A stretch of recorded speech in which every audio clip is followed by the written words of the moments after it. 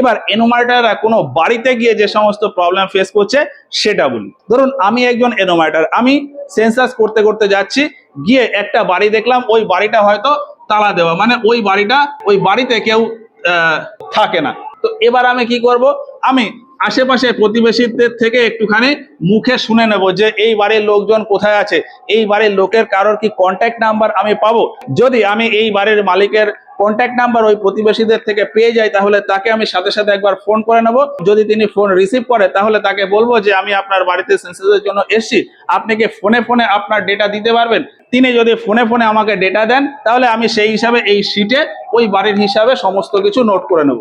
এবার ফোনে হয়তো তিনি কিছু দিতে চাইলেন না, তাহলে আমি কি করব, আমি তাকে বলবো যে তাহলে আপনি কবে বাড়িতে থাকবেন, আমি সেই দিন আসবো। এবার সেই হিসাবে উনি বললো যে আমি এই দিন বাড়ি থাকবো, আপনি সেই দিন আসুন। তাহলে আমি তখন কি করব, আমি তখন এই বাড়িটাকে লকড হিসাবে এই শিটে এক জায়গায় রেখে দেবো। ধরলাম এই বাড়িটার বিল্ডিং নাম্বার হচ্ছে 12, তাহলে এখানে 0012 লিখে সেন্সাস হাউস নাম্বার যা হবে সেই হিসাবে হয়তো 25 নাম্বার এলো, তাহলে 25 নাম্বার সেন্সাস হাউস দিয়ে এই ইউজের জায়গায় এইখানে রেসিডেন্সিয়াল 1 বলে লিখলাম, সাথে আমি এল দিয়ে একটা সিগন্যাল দিয়ে দিলাম যে এই বাড়িটা লক, মানে এই বাড়িটাতে আমাকে আবার আসতে হবে। উনি যদি একটা নির্দিষ্ট স্পেসিফিক ডেট বলে তাহলে আমি এই শিটে পাশে ওই ছোট্ট করে ওই ডেটটা লিখে রাখতে পারি।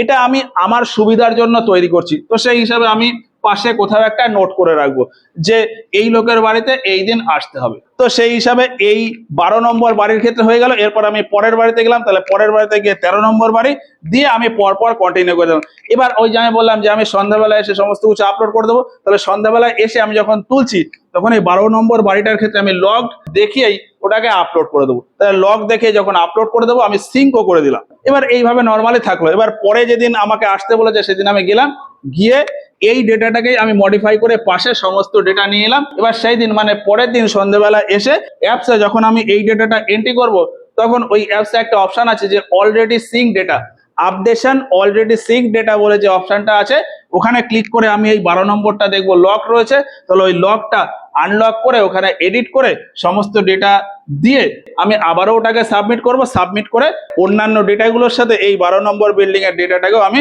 সিঙ্ক করে দেবো। তাহলে এই 12 নম্বরের ডেটাটা হয়ে গেল। এবার এখানে আরো একটা ইস্যু আসতে পারে।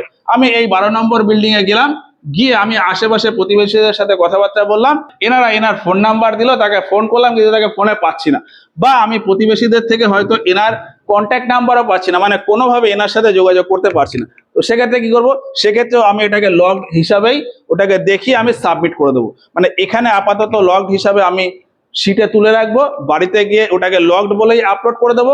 এবার আমাকে আরো 2 দিন যেতে হবে, তো যে কোনো 2 দিন যাবো, গিয়েও যদি দেখি যে এই বাড়িটা লক রয়েছে তাহলে ওটাকে লক হিসাবেই দেখিয়ে দেবো।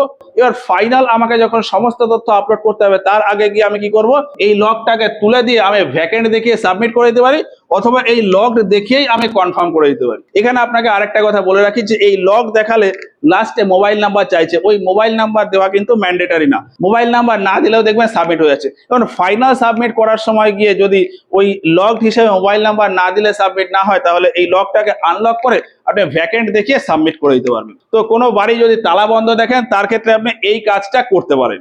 এখানে আমি আপনাকে আরো একটা ইস্যু বলি। ধরুন একটা জায়গাতে একটা বাড়ি আছে, দুটো পরপর বাড়ি আছে, এইটা একটা এরিয়াতে, এইখানে একটা দুটো ছোট বিল্ডিং আছে, এরপরে হয়তো আরো একটা বিল্ডিং রয়েছে, তাহলে এখানে টোটাল আলাদা 4টে বিল্ডিং রয়েছে। এইখানে 3টে ঘর রয়েছে, এই 3টে ঘর ভাড়া দেওয়া, এই 3টে ঘরের মালিক হচ্ছে এই ফ্যামিলি। তো সেক্ষেত্রে এই ফ্যামিলির জন্য আলাদা বিল্ডিং নাম্বার, আলাদা সেন্সাস হাউস নাম্বার। এই বাড়িটার ক্ষেত্রে একটাই সেন্সাস হাউস হবে, এটার ক্ষেত্রে একটাই সেন্সাস হাউস, এটার ক্ষেত্রে একটাই সেন্সাস হাউস ধরলাম, আর এটার ক্ষেত্রে 3টে সেন্সাস হাউস। এবার সেই হিসাবে আপনি এই ডেটাটা তৈরি করছেন, ডেটা তৈরি করতে গিয়ে আপনি এই বাড়ির ডেটা দিলেন, তাহলে এই বাড়ির ডেটা নিতে গিয়ে এই বাড়ির ফ্যামিলি হেড প্লাস তার মোবাইল নাম্বার লাগবে, তাহলে সেই হিসাবে নিলেন। এর ক্ষেত্রেও তাই নিলেন, এর ক্ষেত্রেও তাই নিলেন। এখানে যে 3টে ঘর, এই 3টে ঘরের ভেতর এই ফ্যামিলি হয়তো তার ফ্যামিলি হেডের নামও বললো, মোবাইল নাম্বারও বললো, কিন্তু এই দুটো যে ফ্যামিলি আছে, এই দুটো ফ্যামিলি বললো যে আমরা আমাদের ফ্যামিলি হেডের নামও বলবো না, আমাদের ফোন নাম্বারও দেবো না। তো সেক্ষেত্রে আমি কি করব, দেখুন ফোন নাম্বার তো এখানে মোটামুটি একটা লাগবে। যতগুলো রেসিডেন্সিয়াল বা রেসিডেন্সিয়াল কাম আদার ইউজ সেন্সাস হাউস হবে তাদের প্রত্যেকের ক্ষেত্রে কিন্তু ফোন নাম্বার দিতে হবে, আর ফ্যামিলি হেডের নামও লিখতে হবে। এবার এই ভাড়াটিয়ারা হয়তো তাদের ফ্যামিলি হেড আর ফোন নাম্বার দিতে চাইলো না, সেক্ষেত্রে আমি কি করব, এই ঘরের যে মালিক আছে তার সাথে কথাবার্তা বলে এই ঘরের জন্য হেড হিসাবে রেখে দেবো, আর এই মোবাইল নাম্বারটাই এই ঘরের ক্ষেত্রে দিয়ে দেবো। এই সেন্সাস হাউসের ক্ষেত্রে হয়তো ঠিক একই কন্ডিশন হলো, তাহলে কি করব, এর হেড হিসাবে এনাকে রাখবো, আবার এনার মোবাইল নাম্বারটাই এই ঘরের ক্ষেত্রে দিয়ে দেবো। একই মোবাইল নাম্বার কিন্তু দুটো, তিনটে বা পাঁচটা বা একাধিক ঘরের ক্ষেত্রে বা সেন্সাস হাউসের ক্ষেত্রে ব্যবহার করা যাবে।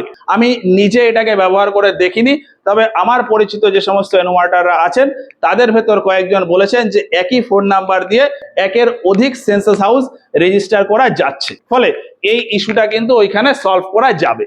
তো এখন আপাতত এনোমার্টারদের মোটামুটি এই ইস্যুগুলো আসছে। এছাড়াও আরো বিভিন্ন রকম ইস্যু আসছে, সেগুলো নিয়ে আমরা অলরেডি এর আগে বিভিন্ন ভিডিওতে ডিসকাস করেছি, ওই ভিডিওগুলো একবার ছোট্ট করে দেখে নিতে পারেন। আজকের এই ভিডিওটা অনেক বড় হয়ে গেল, এর ভেতরে অনেক কিছু হয়তো বলার ছিল, তো কি কি মিস গেছে আমাদের একটু কমেন্টে জানাবেন, আমি এর পরে আর একটা ভিডিও বানিয়ে সেগুলো বলে দেবো, বুঝিয়ে দেবো। এই সেন্সাসের কাজের যে কোনো সমস্যার একটা খুব সিম্পল সমাধান আপনাকে বলি, যে আপনারা এই শীটটাকে মেনটেন করুন। এই শীটটাকে আপনি ম্যানুয়ালি চেঞ্জ করতে পারবেন, এই শীটে আপনি ম্যানুয়ালি চেঞ্জ করে সেটাকে ফাইনালি আপনি অ্যাপে আপলোড করতে পারবেন, কিন্তু ডাইরেক্ট অ্যাপে আপলোড করে তারপর এডিট করতে গেলে কিন্তু সমস্যা। এই জন্যই আরো একবার বলবো যে এই শীটটাকে আপনারা মেনটেন করুন। তো আমি আমার মতন করে একটা সাজেশন দিলাম, এবার আপনি শুনবেন কি শুনবেন না সেটা আপনি ভালো বুঝবেন, আপনার যেমন ভাবে সুবিধা হয় সেইভাবে আপনি কাজ করবেন। তো আজকের মতো ভিডিওটা আমি এখানে শেষ করছি। ভিডিওটা ভালো লাগলে একটা লাইক করবেন, এই ভিডিও সম্পর্কে আপনাদের মতামত অবশ্যই কমেন্ট বক্সে জানাবেন। তো আজকের মতো ভিডিওটা এই পর্যন্তই, দেখা হচ্ছে এরপরে অন্য আরো একটা ভিডিওতে।